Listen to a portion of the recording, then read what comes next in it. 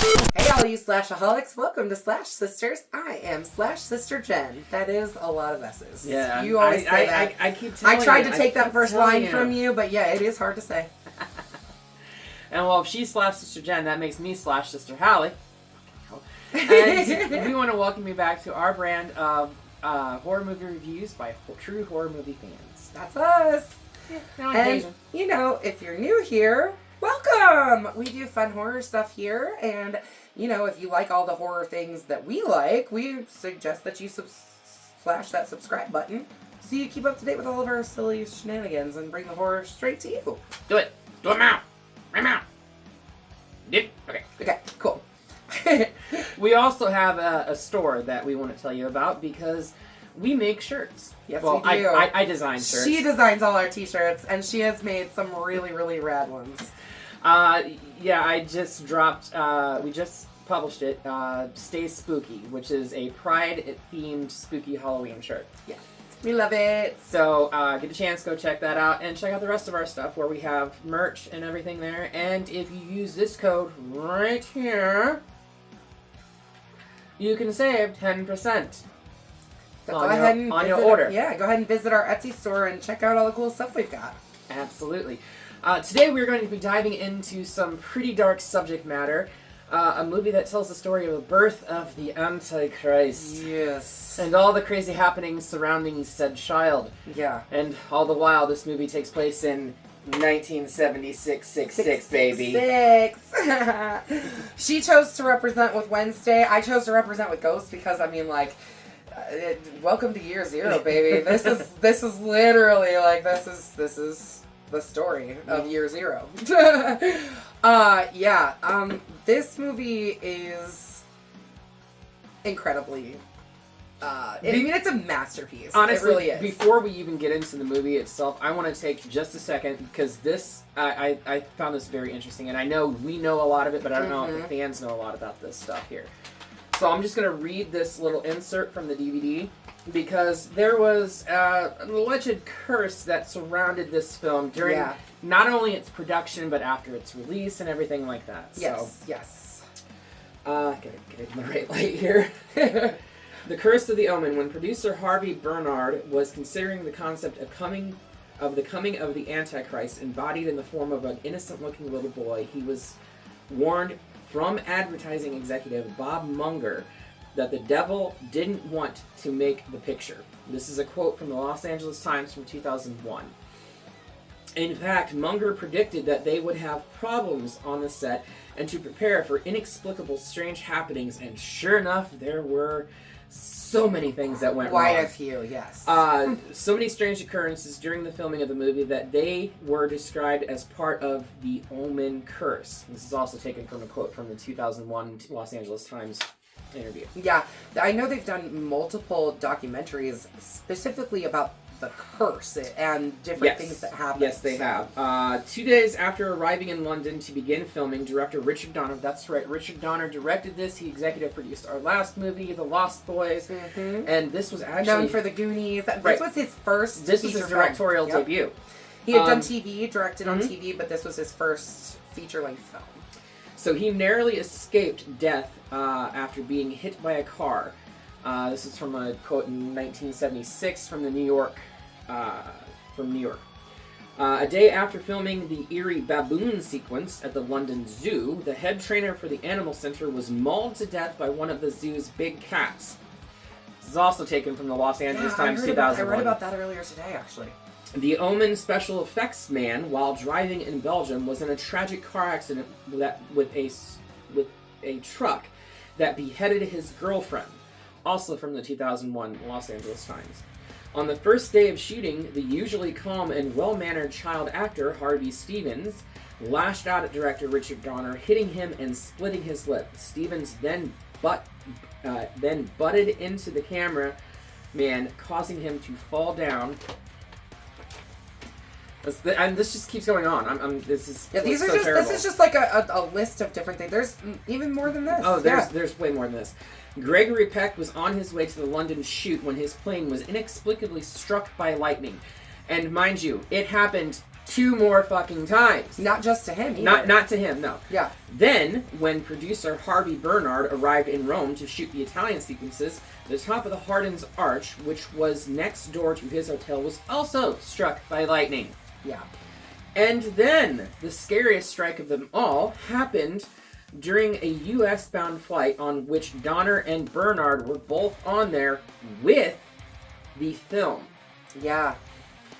On board. Like the physical film. Right. Because canisters and stuff. Because that's how they did it Before back then. things used to be digital. Right. Before digital, yes. The strike ignited a fire on board, as Bernard recalls. After the near-fatal accident, we had an emergency landing in Nova Scotia. We had the film on board. Dick Donner and I were very, very nervous. It's also a quote from the 2001 Los Angeles Times. And the last thing listed in this, the 14-bedroom mansion in Pierford Court, England, where The Omen was filmed, couldn't sell for months. Complete with a state dining room, ballroom, theater, and orangery, the mansion was finally sold. That house is gorgeous. The house was finally sold when an astonishing £1.5 million, the equivalent of roughly $3 million US, was taken off of the asking price. That is a quote from the London Sunday Times from 2003. Yeah, so something else that I put in the script here, you've pretty much covered all the other things that I put in Sorry here. about that. No, you're totally fine. That was exactly where we were at. Something else that was not mentioned in here is that while they were filming in England, it was in the midst of IRA bombings. Oh yeah, wasn't it like Richard Donner's?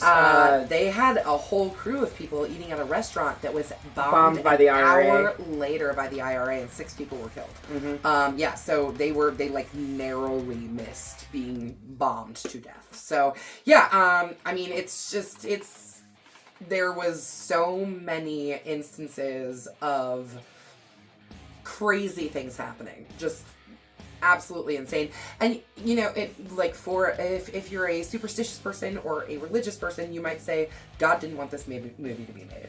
I would say it wasn't God that wanted the movie to be made, but maybe the devil that didn't want the movie to be made, because maybe the devil has plans in some capacity. And mind you, we are not religious in any token of the measure. We're just playing devil's advocate. Not pushing anything on you.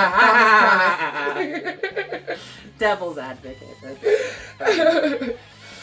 But anyway, I think it's time we dive into the cultness that is The Omen. And by the way, we are dropping this film, this review. Today is April 5th. And if you didn't know, the prequel to this film, called The First Omen, is in theaters. Go check it out. Yes, we sure will be. So we start our story with American diplomat Robert Thorne and his wife Kathy, who are currently living in Rome. That's where he is stationed as a diplomat. By the way, Robert Thorne is played by Gregory Peck, who was effectively retired when asked to do this film.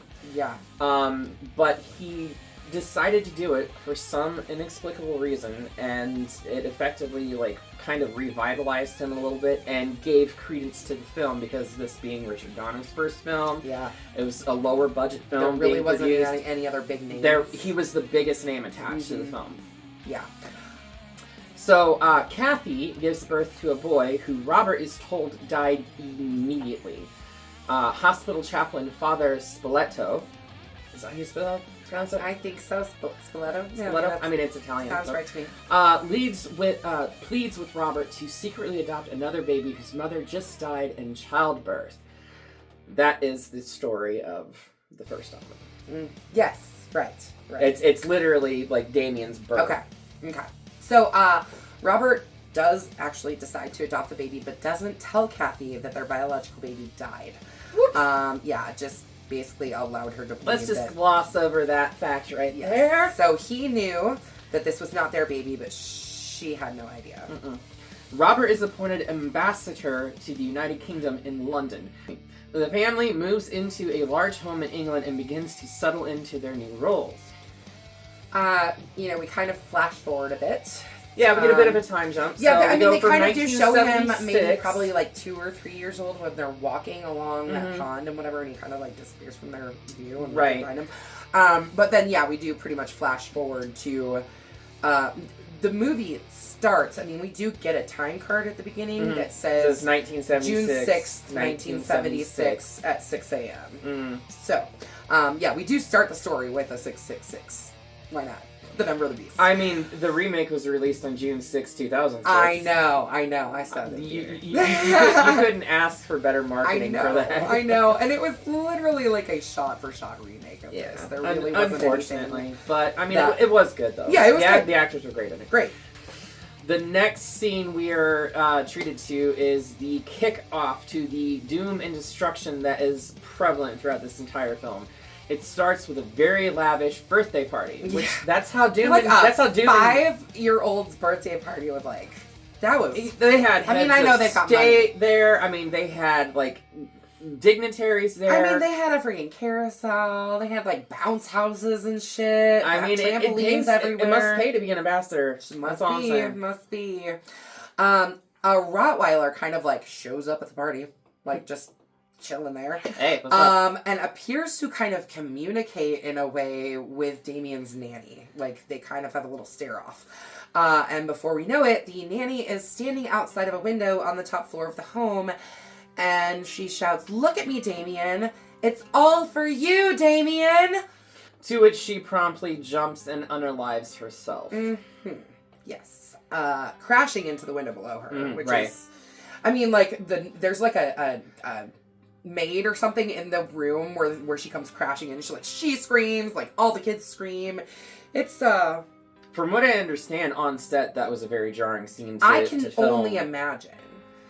Yeah, so, I mean, I hope I don't know how they did that with all the children present. Obviously they had to have known that it wasn't a real thing happening, but I can imagine that would leave some scars. Anyways, soon after, a new nanny shows up at the house, Mrs. Baylock. She pretty much arrives unannounced at the home. Neither Kathy nor Robert hired her, but she seems to be pretty legit and, basically says that the agency sent her after what happened with the previous nanny, and they let her in to see Damien, and she basically just, we know pretty much right away that she was sent by the devil. Because she goes straight to Damien and is like, "I'm here to protect you." Right. I mean, so Richard Donner was trying to be very ambiguous with, the whole, spiritual, son of the devil type thing. So he really wanted it to be, you're questioning it the entire time. Is he or isn't he? But because really, if you take Mrs. Baylock out of the story, right, the whole thing the entire story can be coincidence. So extreme coincidences, but we just looked at a movie with extreme coincidences in Final Destination, and that's pretty much the same thing.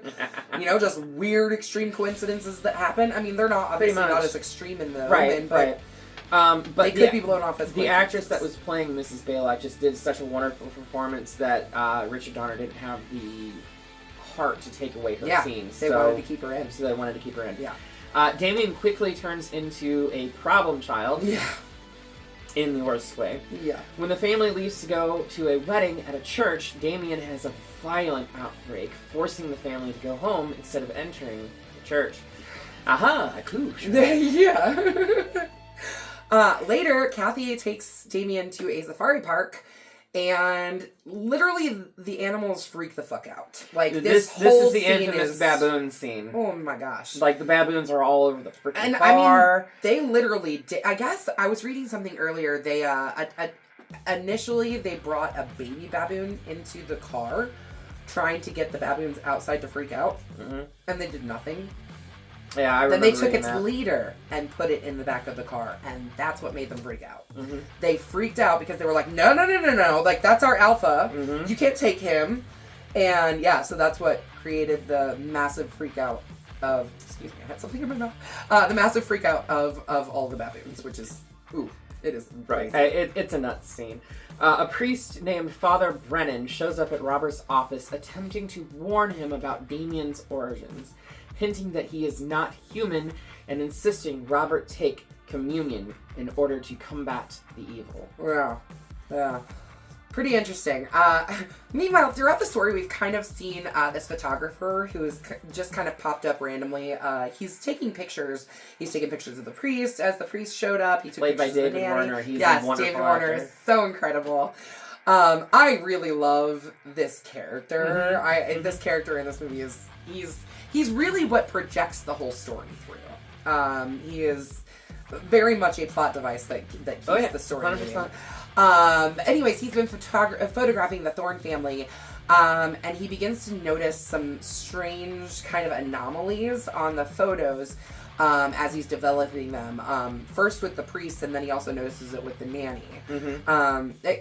We do get a lot more of an explanation of that later too, but we do kind of get him sprinkled through the story. So the priest shows up yet again, and Robert agrees to meet with him and hear him out, because why wouldn't you, I guess? Yeah, I mean, I guess he kind of said your wife is in danger, too. Yeah, So, which brought him...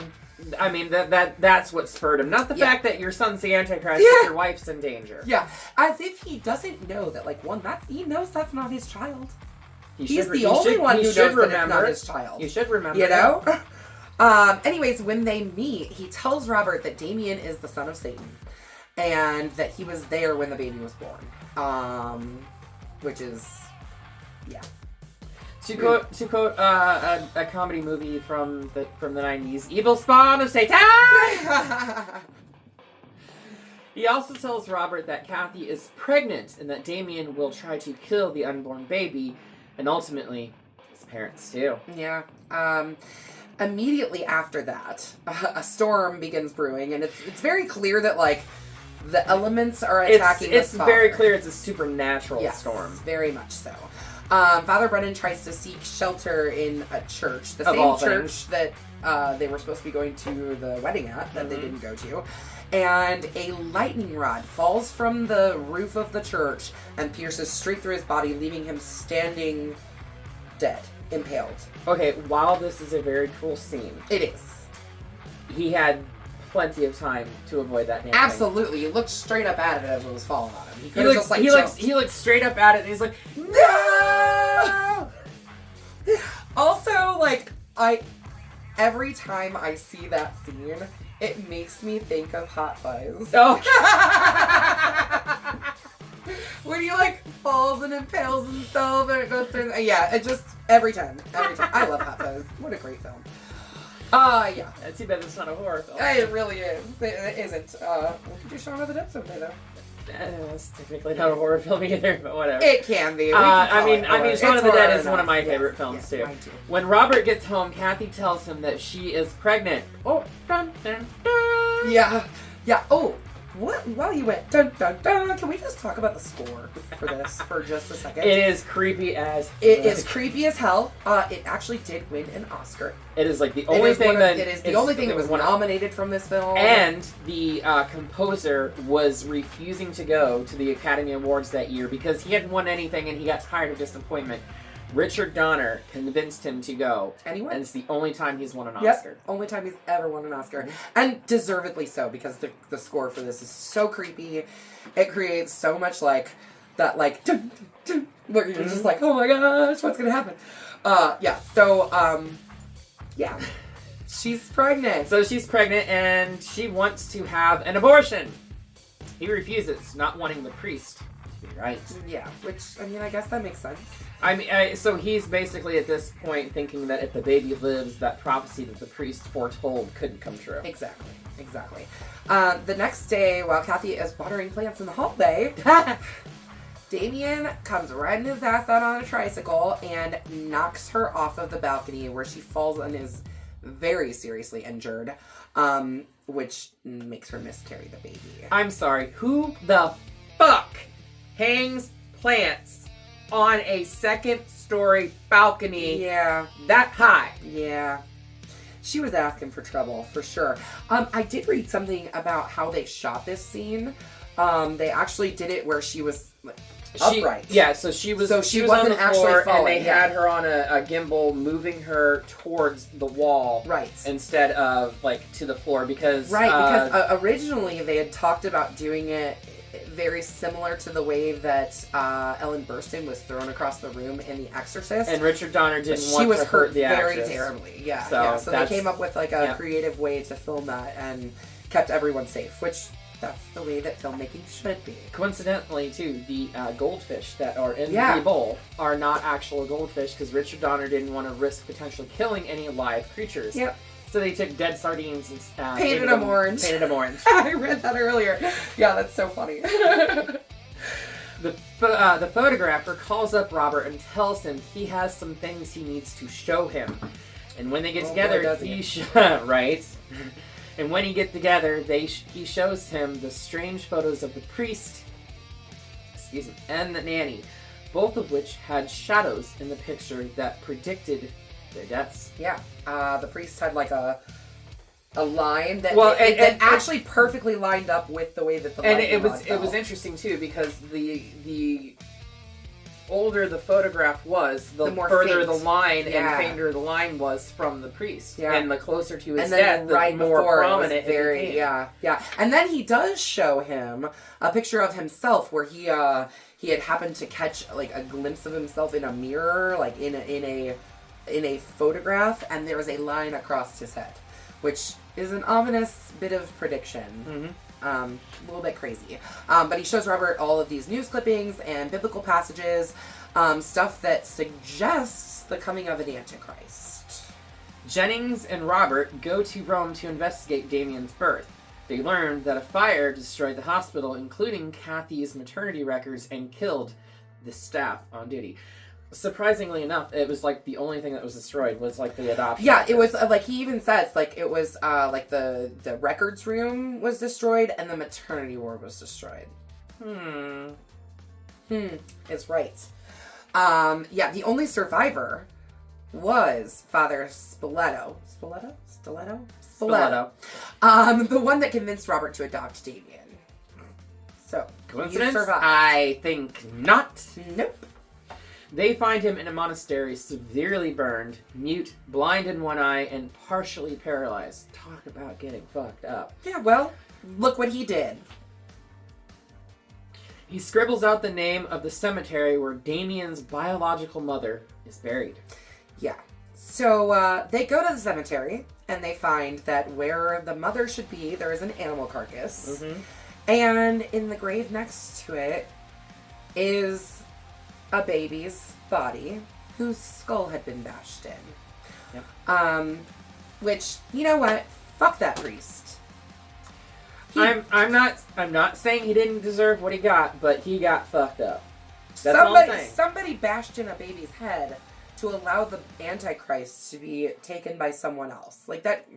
I got issues. Robert realizes that the child was his own son, murdered so that Damien could take his place. Yeah. It's so fucked. And then, right afterwards, a pack of Rottweilers comes and attacks them and chases them out of the cemetery. And this is where we get the whole fear of Rottweilers. Yeah, but and the fear of the name Damien, too. Mm-hmm. Yeah, people stopped naming their kids Damien real quick. Robert calls Kathy, who's still recovering in the hospital, to tell her she needs to leave London. But before she can leave, Mrs. Baylock shows up at the hospital and throws her out of the window to her death. Yeah. Something that I did notice, and maybe that was just, I don't know, something that I noticed while I was watching this the last time, is that when she gets thrown out of the window, like, right before, she's, like, she's, like, covered in her, like, nightgown or whatever, but she's got, like, a broken arm, and, like, she's in casts and stuff, right? But the person that is thrown out of the window is just, like, a normal little floating person floating down to the bottom. Because no it casts. was a dummy. No, I know. But it's like, wow, that was so opposite of what she actually looks like. Again, we're talking 48 years ago. And the other thing that I do have to say is, like, I appreciate, especially at the cemetery scene, where you get these painted backdrops. Like that old school Hollywood way of doing things when they did the painted backdrops. Ain't no school like the old school. Man, there's a lot of really cool scenes in this movie that, yeah, love it. Anyways, Robert and Keith meet Antichrist expert Carl Bugenhagen. What a name. Damn Germans. Right. In Israel. They meet him at, what is it called, Megiddo. It's like an archaeological dig site, which actually really maybe still does exist. It does, Israel. but it's not the name of. It's not actually no, that name. It's not named that something anymore. else. Yeah. But yeah, I mean, it is an actual real historical dig site. Who knows what it looks like right now? Things in Israel are a little crazy. Yeah, we're not going to talk about that. Nope, we sure aren't. But he basically says Damien is the true Antichrist, and if he is, he will bear a birthmark. And Robert's like, look, I bathed that boy. I've never seen a birthmark with 3 6s on his body. But, he's like, it could be under his hair. So. Right. Carl gives Robert 7 daggers and explains to him how to kill Damien, and it must be done on hallowed ground. There we are. Another thing of, things being on hallowed ground. At least in this movie, he does take him to, attempt to take him to a church. Oh, boy, does he ever. Whereas in, the last time we talked about it was in Dream Warriors, when they, sprinkled holy water on the ground. They're like, it's hallowed now! Anyways. Robert tells Keith what he is supposed to do, and basically says he won't do it. He can't kill a child. He says that he will do it then, and almost immediately afterward, a truck comes barreling at him, and a pane of glass comes off the truck and takes off his head. Yep.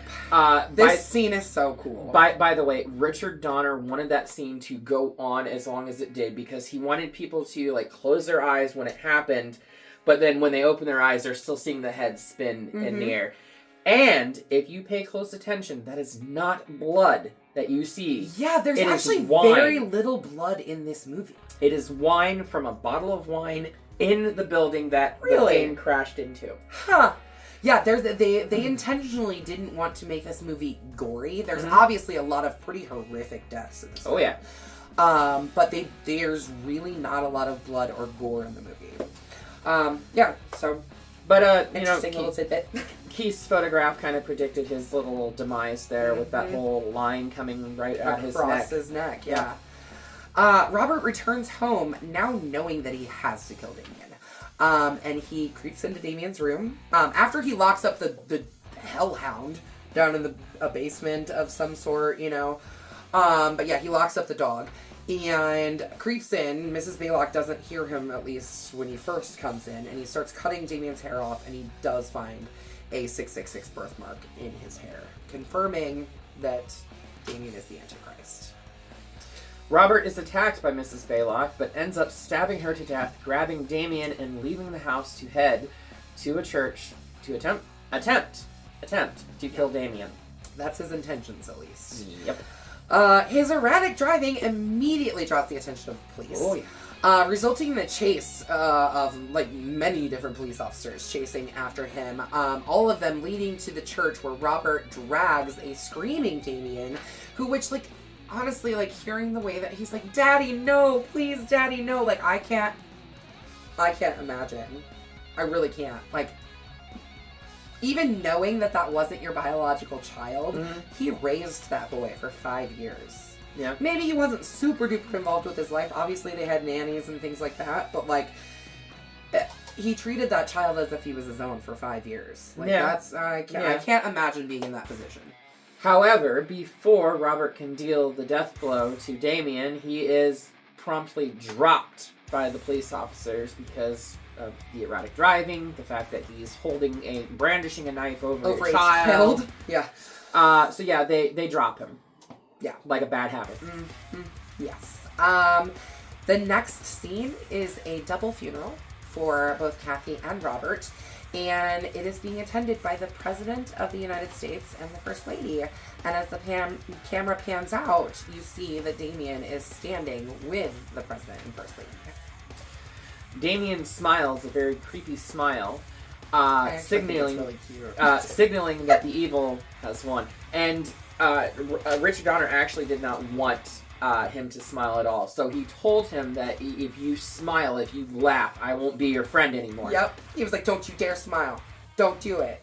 Like So- reverse psychology type thing. So when he turns around, he like you can see him trying to hold in the trying not laughter. to smile, yeah. And then but he there's just a smiles, little- this creepy little smile. It's very like Grinch-esque. It is. You know? It's so. It's like knowing. It's like you can. That smile is where you can almost see that he knows he won. Like, he knows what's going on. He's 5 years old, but he knows what's going on and he knows that he won. Well, who knows what Mrs. Baylock was filling his head Yeah, with who while knows she was is taking right. care of Because him. she was clearly, I mean, they clearly had lots of time alone together. Too much So, time. Yes. Too much time. Yes. So, Hallie, what are your thoughts on this film? I think it is a bloody machete up. Straight up. It is a classic in every sense of the word. The acting is brilliant. The score is brilliant. The cinematography is brilliant. The subject matter, while being touchy at the time, is brilliant. Yeah. I mean, so much so that we got 3 sequels and 1 remake. Well, technically, Yeah, I mean, 3 we sequels, can't really say a that the- prequel, and 1 remake. Yeah. I mean, I can't really speak for all of the sequels. It's been a long time since I've watched them. I Although- know towards the end it gets not so great. Although I'm curious to see the 3rd one with Sam Neill playing Yeah. Damien. I haven't seen it. I know I watched it. I had a friend who, like, he was like, you have to watch the Omen series. It is, like, I was probably in like 7th or 8th grade. Of course you were. And he was like, you have to watch the Omen series. And that was when I watched it. I know I've rewatched the original multiple times. And obviously I saw the remake. I went and saw it in the theater on 666. Because how can you get past that gimmick? I mean, that's pretty rad. Anyways, I can tell you it's a a way to bloody get past machete. that gimmick. Yeah, I know. It was a bloody machete up for me as well. This is a classic film with incredible practical filmmaking. Like I said, the beautiful painted backgrounds, the sets are gorgeous, that house is And from gorgeous. a first-time director of a major motion picture, Yeah. too. I mean, Yeah. props where props is due. I mean, they filmed on location. They Mhm. went to Israel. They went to Rome. They went to England. Back Like, when you these did were- those things. Mm-hmm. Where, whereas in some of the other films that we will, well, the next film that we're talking about, they Right. filmed the entire thing in Australia, meant to be in California. Yeah, it was meant to be So- set in the San Francisco. Yeah. So, and it succeeds at being set in San Francisco. You would never know. Oh, but not without the drama behind it, though. True. Anyways, carrying on. 2 bloody machetes straight up from us to you, and we are going to send this straight back to hell where it belongs. Actually, no, it doesn't belong there, It's but a whatever, good we're going to send it back there. And speaking of which, the next movie that we're going to talk about has a Is- lot of really, really cool technical stuff to it. Is our first remake. Yes. It is our first remake that we're going to be covering because it's technically not a remake. Yeah. It's a A reimagining. reimagining, definitely. It was initially meant to be part of the Dark Universe. Before that crumbled, thanks to Tom Cruise. Yeah. Asshat. Go figure. If you didn't hear Amy just kind of scoff in the background, but no, it is seriously because of Tom Cruise that whole Dark Universe failed because he kept rewriting the script, so he had more Mess screen of the time than the Mummy. Mummy. Yeah. Whatever. But we are going to be examining the 2020 Lee Winnell directed. I think it's his directorial debut too. I believe. He directed a movie called Upgrade. Before Oh, this. he did do Upgrade. Yeah. That's right. Right. Mhm, Yep. But Lee Winnell, famous from Saw, obviously, covering The Invisible Man. And the Conjuring. Or not the Conjuring. The. Dun, da, da, da, you know. God, I'm having a total brain I have fart no with idea Patrick what you're Wilson, talking not The Conjuring. Lee Winnell is totally responsible for Insidious. That's it. Gosh! Watch my brain fart over and over. Well, and he's over not again. totally. Yeah. He's not But totally he was. responsible. I James mean, Wan did direct James the Wan first. and Lee Winnell were heavily involved in Insidious. So yeah, I mean we've already talked about Lee Winnell a couple of different times with Saw and Insidious, and now we're going to go into one of his directed films, the second film directed by him. Yeah, so join us back in a week when we will dive straight into this wonderful world of The Invisible Man. For a second time, really. Yeah. Yeah. So, until then, make sure you slash that subscribe button Stab that like button. and ring-a-ling the grave bell so you don't get buried alive and you keep up to date with all our new videos. And until next time, we will see you all In the afterlife.